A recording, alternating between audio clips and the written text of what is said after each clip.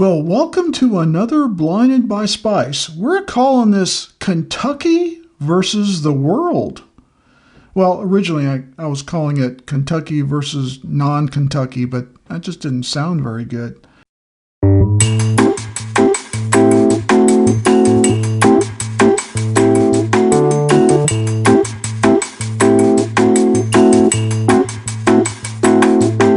Kentucky versus the World. It's got kind of a ring to it, doesn't it? Well, what does that all mean? We've got 4 Kentucky bottled in bonds that's going to go up against 4 non-Kentucky bottled in bonds. These are all bourbons. There may be a wheated bourbon there or two, but it's still bottled in bond. They're all 100 proof. They're all at least 4 years old, and all the other good stuff that comes with being a bottled in bond. And we'll put that on the screen for you in case you've forgot all what it is. Sometimes I forget. I just remember 4 years, 100 proof, everything else is a plus. So tonight it's Kentucky. We're going to get it down to one winner. Tomorrow night it's going to be the non-Kentuckians or the world. And we'll get it down to one winner. Then on the third night, we're going to put those two, the Kentucky versus the non-Kentucky, and we're going to find out, at least at the Bourbon Writers Mansion, what is the best bottled in bond, Kentucky or someplace else? You'd probably be asking like, well, what are these 4 Kentuckians, Mike? I'm glad you asked. First up, this is a heavy hitter in blinds. Early Times from Sazerac. This is the blue cap, not the black cap. Black cap's still over there. That might just obliterate them all. Next up, another heavy hitter, one of my heavy hitters in my book. Old Forester 1897. Now this is the bottled in bond version of the Whiskey Row series. And you can tell I've been drinking this thing. I do have a backup, by the way. I love the 1897. It has become my favorite of the Whiskey Row. Next up, a new one for me, but it's really growing on me. I didn't like it at the first sip, but since I've had a couple other sips, I think it's really good. And this is the Heaven Hill bottled in bond, and it's actually 7 years old, so it's got a little more age on it compared to its brothers over here. And then last but not least, you're probably going to say, Mike, why the hell did you put that in there? I did it because it is a blind killer. Benchmark Bonded. You'd be surprised how many times that will beat another bourbon twice its value, twice its age in a blind. Here are our contestants. Let's get right to it. When we come back, we'll set up with some new glasses, by the way, too. I'm just stirring up the contestants a little bit. My lovely assistant has poured us 4 fine glasses of bourbon in these new Kentucky Bourbon Trail official Kentucky Bourbon Trail glasses from Libby. And I've got a review coming up on that, so I'll tell you all about the glasses. Bought them from Amazon, and why in the review why I decided to buy these and replace my smaller set of aged and ore. So we've got our 4 contestants here. Glasses 1, 2, 3, and 4. They've all been stirred a little bit. And what I'm going to do is I'm going to go left to right and right to left and score them. And then we're going to do a reveal. All right, glass 1. What's the aroma on it? Wow, that's a lot of molasses and brown sugar goodness going on there.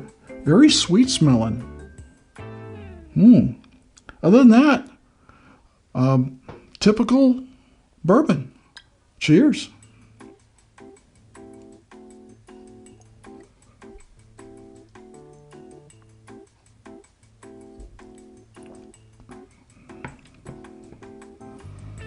Not as smooth as I normally like in 100 proof. A little bit edgy, but you got good flavor there, sweetness, molasses, brown sugar going on. And this is my first bourbon, so when I get back to it, the second sip, and each one will get 2 sips, might be better. So, glass 2. Wow, now this has got a lot more fruit going on. Less molasses, less traditional bourbon smelling, a lot more fruit. Wow. Cheers.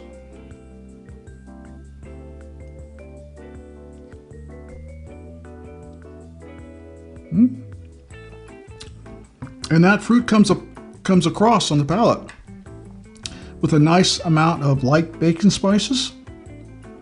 It's a good sipper. I think I actually like it better on the first round than glass 1.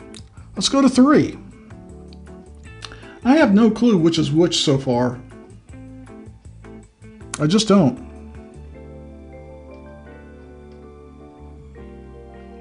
Now this, I smell the proof or alcohol more in this one than the other two.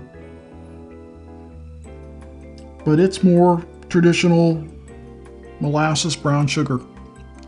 Cheers.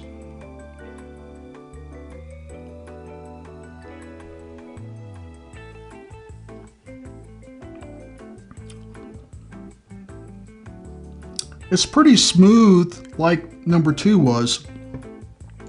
It's got a different sweetness to it. It's more complex. It is kind of your traditional bourbon with a little bit of a twist. And I'm not talking about a funk. There's just a good flavor in there. And it could be a fruit in combination with the sweetness. It's tasty.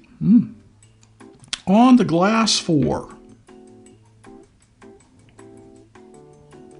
And this smells a lot like glass 2. I'm sorry, glass 1. This is molasses and brown sugar, sweet all day long, like glass 1. Cheers.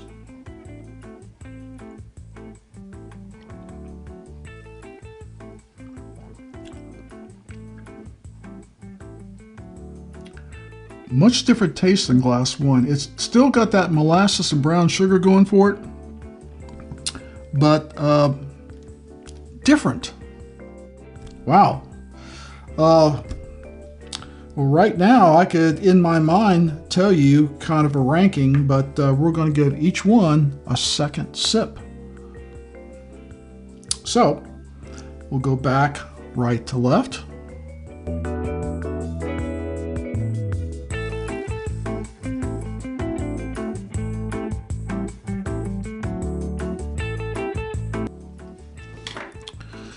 Well, I'm going to take off glass 4. I'm going to say that that is in 4th place.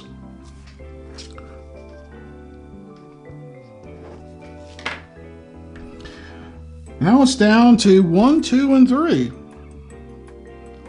Well, I've done some scoring on it, and 2 of them are tied. So I need to see which one is in 2nd place.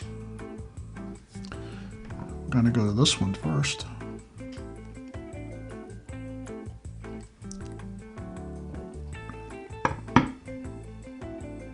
Interesting. I'm picking up a different flavor now that I didn't pick up before.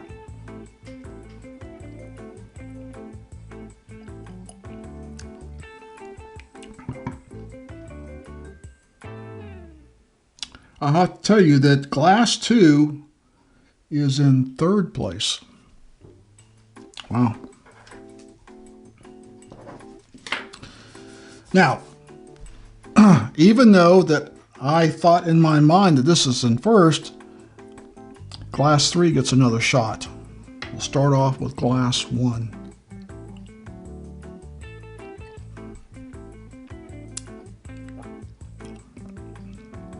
That's still a little bit edgy. Glass 3.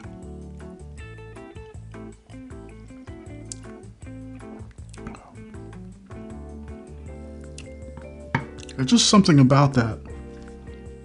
Something about that taste that now head to head, I have to tell you, they've swapped. Now that I taste the two between, I prefer glass 3 over glass 1. So tonight's winner, the Kentucky champ, is glass 3. My wife says, don't do that. All right. Wow. You'll say wow when I tell you what the results are. Wow. 4th place was the Early Times. I just liked the other. It wasn't that it was bad. None of these are bad. I just didn't like it as good as the other 3.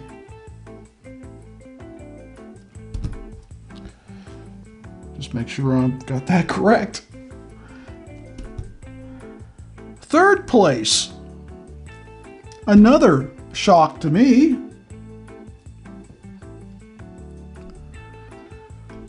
$18.97. Old Forester was in 3rd place. And the one that I told you was a blind buster almost became a blind buster. In 2nd place, the Benchmark. It's got a good flavor, but that little bit of edginess, even though it is a 4-year-old bourbon, it's just got a little bit of an edge to it. It's just not as refined. The winner tonight was the newcomer, Heaven Hill Bottled and Bond. When I first tasted, the first sip I ever took of the Heaven Hill, I thought, it's okay. It's not that great. Every other sip since then has been better, better, better, best. I did not expect the Heaven Hill to win the Kentucky blind tonight. I kind of expected 1897 to win, or Early Times pull a surprise on everybody and take the blind like it does all the time. Tonight's winner, Heaven Hill Bottled and Bond, 7-year-old.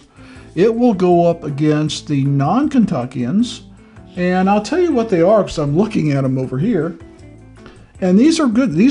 I went to a lot of trouble to pick these out. Now I've got a lot of Bottled and Bonds, so I picked out 4 that I thought could go up against something strong from Kentucky. And they are, in no particular order, Chattanooga. That's the whiskey talking, boy. Chattanooga Whiskey Bottled and Bond. Southern Star Paragon Bottled and Bond. It's a weeder. Ben Holiday 6-year Bottled and Bond. That's a ringer. And the Whiskey Acres, which I believe is like a 4-grain bourbon. I'll have to check on that. I did a first pour on that a while back and thought that was delicious. So I've got 4 non-Kentuckians that can hold their own. Now, which one's going to be the winner? Yeah, I probably have a favorite in there or 2. But can they beat the Heaven Hill in a blind? We're going to find that out in Game 3. So tomorrow night, Game 2, the non-Kentuckians in a 4-way blind. And then Game 3, head-to-head. Who wins? Kentucky or the rest of the world? Let's find out. Cheers. Chattanooga. That's the whiskey talking, boy.